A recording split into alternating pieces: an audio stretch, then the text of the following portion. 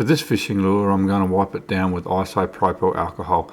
It'll leave it nice and clean and it'll be ready for the next step, and we'll dry that with a hairdryer. You may need to use an adhesion promoter depending on the lures you have, or even sanding.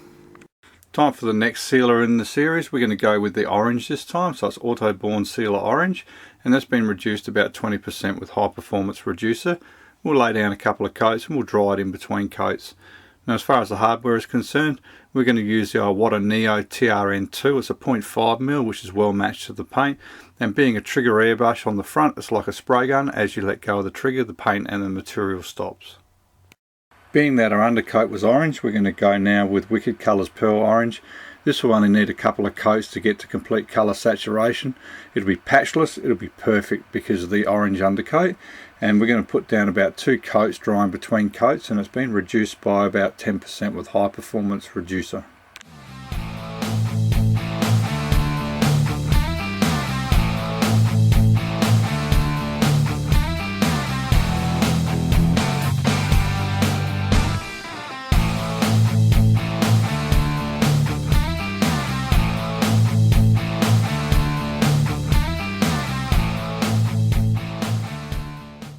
To the top of the lure and blending down the sides, we're now going to grab Autowear Colours Iridescent Apple Red, and we're going to put a couple of coats down, and we're going to dry that in between coats using our TRN2 as well. This fishing lure is just screaming out to have spots all down the side of it. So what we're going to do is we're going to grab the Snacks Fishing Lure Stencil set from Autowear Colours. We're grabbing the largest stencil and we're going to tape down the middle so we've just got the spots at the top. Now we're going to put that through our TRM1 because we want the control from the 0.35mm, and that's the Neo trigger handle. And we're going to use Wicked Colours UV Glow Base White, and that's going to then give us an undercoat that as we put our fluoros over the top later, it will glow as it goes down through the water column, and those spots will be visible to fish where other colours will drop out. Before you go doing the other side, guys, this is a helpful tip for you. Because the paint on the stencil itself is going to be slightly tacky, if you go stick that on the other side of the lure, because you've got to reverse the stencil, it's going to stick to the lure. So if you go to the spray accessories section on the website at airbrushmegastore.com, grab yourself some big wipes, pick out one of those, put a little bit of high performance reducer on it and wipe down your stencil. The paint will come off within 5 to 10 seconds, dry it off. You can now see exactly through your stencil again, perfect for relocating the other side and no paint transfer. So grabbing one of the other stencils out of the Autowear snack set, we've got this one which matches the size of the lure, and we've got the gill rakes taped around as you can see, and we're going to just use the Wicked UV Glow White, what we've had in the airbrush, and we're going to paint in those gill rakes. And then we're going to flip the lure over, and just underneath the mouth section we're going to put a little bit of white down as our undercoat ready for our fluoro, so those sections will glow as they go through the water column. The fish will look damaged. This is a good example of why you need 2 airbrushes. If I was to try to do the Wicked Fluoro Yellow over the top of the gill rakes freehand with a 0.5mm, I'm more than likely going to get it all over the shop. So using the TRN1, which is a 0.35mm, and I've put the end stop in so I can't pull back as far for material, and now we can just fade in over the top of all the gill rakes and they will be fluoro yellow, ready to go for the next step. As you can see, the dots are now fluoro green, so what we did is we got Wicked Colours Fluoro Green and we put that in our TRM1 with a little bit of high performance reducer. We relocated the dot stencil over the top and we put a couple of coats down, and then from there we faded in the back of the gill rakes, so we've got fluoro yellow at the front of the gill rakes going into fluoro green. To correct any overspray or any unwanted areas, if you grab a cotton bud and a little bit of cleaner on it, make sure it's only just a bit, and give it a light wipe, you'll find that you'll be able to get the surface area off without damaging the rest of the lure. Our fishing lure is looking a little bit pedestrian, it's not quite believable enough yet, so what we've done is we've grabbed some Createx Illustration Colours Black and we've put that in our TRM1, and it's straight from the bottle, no reduction. And we've used that fishing lure stencil set again, and the one in which we created the spots down the side, at the top there are smaller dots in which you would have taped up. Untape those, and now we're going to spray just those small dots in black to give it a dot effect above the spots. So what's happened is, after putting the dots on, it doesn't look natural because it looks like the dots are just stuck on the top of this fishing lure. So what we're going to do is we're going to go back to our TRM1, and we've loaded that with Autowear Colours Iridescent Red, and we're just going to put some of those dots back into the background by blending them in at the top.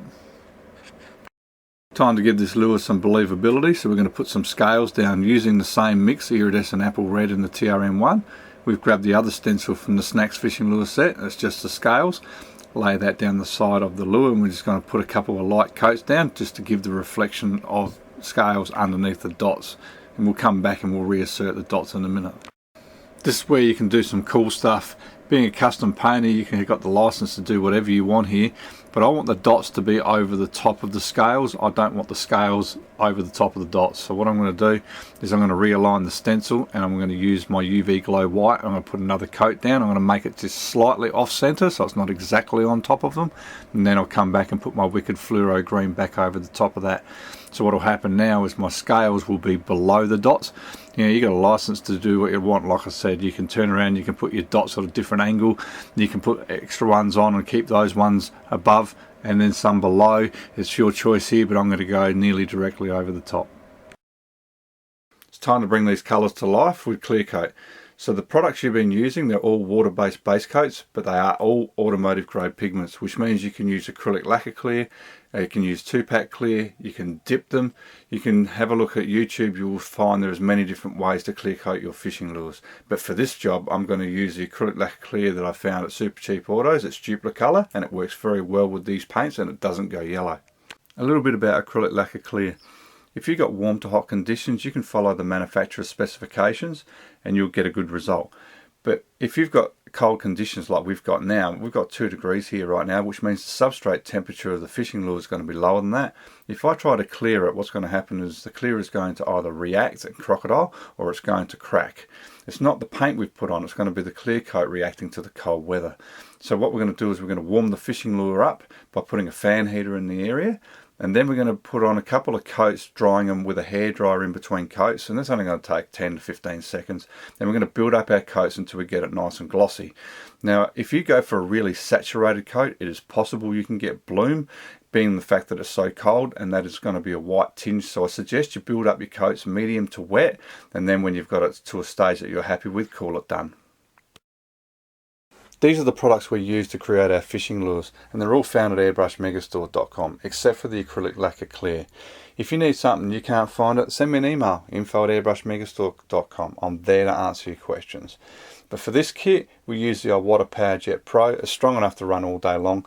It comes with 2 different air lines on the unit, which means you can run a different air pressure to either side. That is suitable because we wanted to use the Iwata trigger airbrushes. They're both Neos. Why do we use these? Well, being a trigger, when you release the trigger, the airflow and the material stops. So if you're a beginner airbrush artist, you can get great results immediately. If you try to go straight to a trigger airbrush on top of the airbrush, you're going to find that it's going to be harder to use. It's going to take a lot longer to get the knack of it.